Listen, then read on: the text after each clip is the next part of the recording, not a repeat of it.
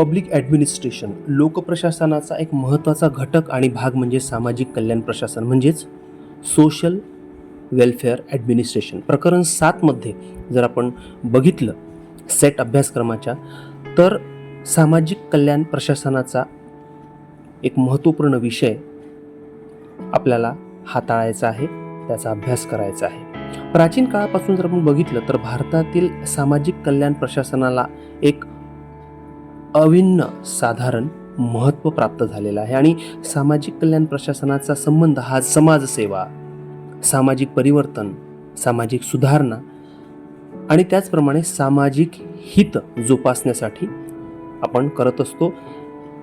आता ज्याप्रमाणे लोकप्रशासन लोकांच्या सर्वांगीण विकासासाठी कार्य करते, त्याचप्रमाणे सामाजिक कल्याण प्रशासन हे समाजाच्या विकासासाठी, त्यांच्या प्रगतीसाठी, त्यांच्या हितासाठी काम करत असते. उदाहरणार्थ जर आपण घेतलं तर समाजाचा दर्जा सुधारणे, त्यांना शिक्षण देणे, त्यांचे आरोग्य राखणे, त्याची काळजी घेणे, रस्ते बांधणे, कृषी अवजारांची निर्मिती, आयात निर्यात, बी बियाणे पुरवणे, औद्योगिकरणाला चालना देणे, प्रोत्साहन देणे, अन्न वस्त्र निवाऱ्याची व्यवस्था करणे इत्यादी कितीतरी सामाजिक कल्याण प्रशासन व्यवस्थापनामध्ये आपण कार्य करत असलेलं प्रशासन किंवा शासन आपण बघत असतो. आधुनिक शास्त्र आणि लोकप्रशासनाची एक महत्त्वाची शाखा म्हणून सामाजिक कल्याण प्रशासनाकडे बघितले जाते.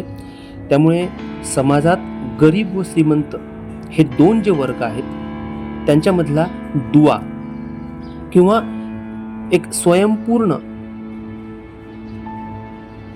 विभाग म्हणून सामाजिक कल्याण प्रशासन काम करत असते. भारतातील सर्व धर्मांमध्ये जेवढे काही दानशूर श्रीमंत व्यक्ती आहेत ते गोरगरिबांसाठी आर्थिक सहाय्य करतात, अन्नदान करतात, निवास स्थान निर्मिती करतात, वसतिगृहे तयार करतात किंवा वेगवेगळ्या साहित्यांचं, अन्नदानाचं वाटप करतात. बऱ्याच ठिकाणी आरोग्य शिबिरं सुद्धा घेतली जातात, जसं नेत्रदान शिबिर, अवयवदान. तर या मानव कल्याणाच्या ज्या गोष्टी आहेत त्या सर्वश्रेष्ठ प्रकारामध्ये मोडतात आणि म्हणूनच भारतीय समाज व्यवस्था ही समाज कल्याणाला अनुरूप अशी आहे. कारण इथे अप्पर क्लास,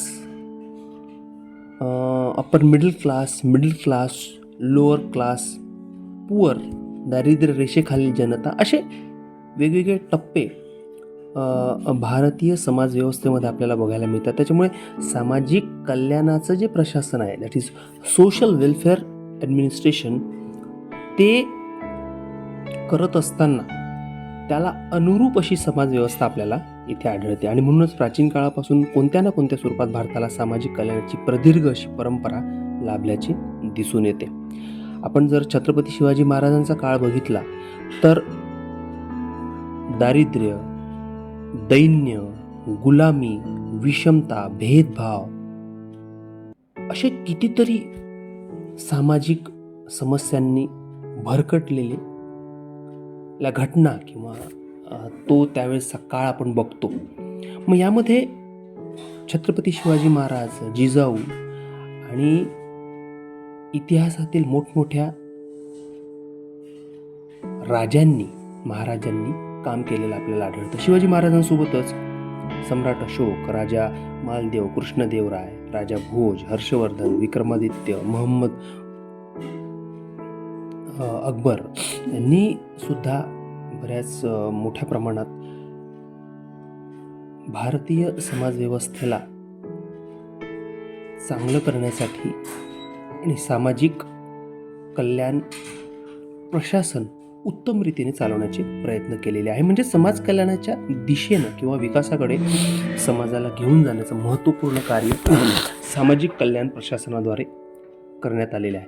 आता ब्रिटिश कालावधीमध्ये किंवा इंग्रजांच्या काळामध्ये ख्रिस्ती मिशनऱ्यांचे भारतात आगमन झाले. त्याच्यानंतर हरिजन, आदिवासी, कुष्ठरोगी किंवा यांचा जो छळ होत होता त्याच्यावर नियंत्रण ठेवण्यासाठी सुद्धा इंग्रजांनी स्वतःहून सामाजिक कल्याणाविषयीचे कायदे सुद्धा तयार केलेले आहेत. म्हणजे त्यांना न्याय मिळावा, सामाजिक न्याय आणि आर्थिक मदत या दोन माध्यमातून इंग्रजांनी किंवा ब्रिटिश राज्यसत्तेमध्ये विविध कायदे केलेले आपल्या अनुभवास येतात, आपण इतिहासामध्ये ते बघतोय. आता याच्यामध्ये महत्त्वाचे कायदे कोणते, ज्यामध्ये जाती निर्मूलन कायदा 1850 आपल्याला आढळतो. त्यासोबतच बालविवाह प्रतिबंधक कायदा 1929, हिंदू विधवा पुनर्विवाह अधिनियम 1856. म्हणजे आपल्याला सगळ्यांना माहिती आहे की पुरातन काळामध्ये हिंदू विधवा पुनर्विवाहाला बंधनं होती. काही उच्चवर्णीय लोकांच्या एक पारंपरिक एक जो दृष्टिकोन होता त्याला दूर करण्याची गरज होती. ती इंग्रजांच्या काळात ब्रिटिश राज्य व्यवस्थेमध्ये हिंदू विधवा पुनर्विवाह अधिनियम 1856च्या माध्यमातून दूर झाली.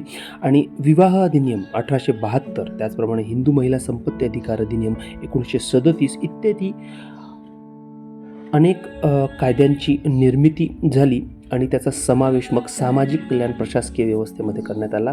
आणि तिथूनच खऱ्या अर्थानं समाजव्यवस्थेला एक कायदेशीर नवीन न्यायव्यवस्थेचं वळण मिळालं. समाजसेवेची प्रेरणा धर्मातून मिळत असते हे सर्वांनाच माहिती आहे. त्यामुळे धार्मिक विश्वासापोटी ईश्वराला प्राप्त करण्यासाठी अविरत सेवा केली जाते. आणि हिंदू धर्मामध्ये किंवा इतर कुठल्याही धर्मामध्ये जेव्हा आपण बघतो तर सेवा आणि सहकार्य, सहयोग आणि सहाय्यता हे कर्तव्य मानले जाते. आणि तो एक महत्त्वपूर्ण भाग भारतीय सामाजिक व्यवस्थेमध्ये समाज कल्याण प्रशासनाच्या माध्यमातून म्हणजेच सोशल वेलफेअर ॲडमिनिस्ट्रेशनच्या माध्यमातून अनुभवास येतो. आणि याचा जो प्रत्यय आहे तो डॉक्टर बाबासाहेब आंबेडकर, राजर्षी शाहू महाराज, रमाबाई, त्यानंतर ज्योतिबा फुले, सावित्रीबाई फुले यांनी शिक्षणाची धुरा महिलांना पुढे आणण्याचं एक महत्त्वपूर्ण आणि अगदी काय म्हणता येईल त्याला महत्त्वाचं सोबतच एक श्रेष्ठ कार्य त्यांनी केलेलं आहे.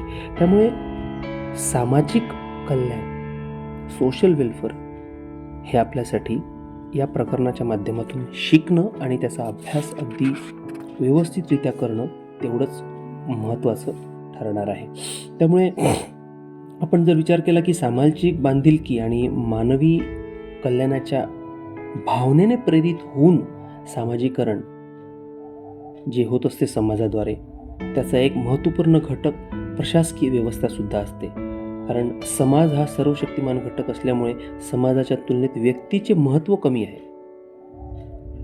परंतु भारत हा सामाजिक विविधता असणारा एक बलाढ्य देश असल्यामुळे सामाजिक परिवर्तन, प्रगती, विकास त्याचं स्वरूप हे आधुनिकतेला कसं साजेसं राहील आणि तळागाळातल्या लोकांना प्रत्येक योजनेचा आर्थिक, सामाजिक, सांस्कृतिक किंवा राजकीय लाभ कसा मिळवून देता येईल, शिक्षणामध्ये त्यांना त्यांचा स्तर कसा उंचावता येईल, यासाठी सोशल वेलफेअर ॲडमिनिस्ट्रेशनचा अभ्यास करण्याची गरज आहे.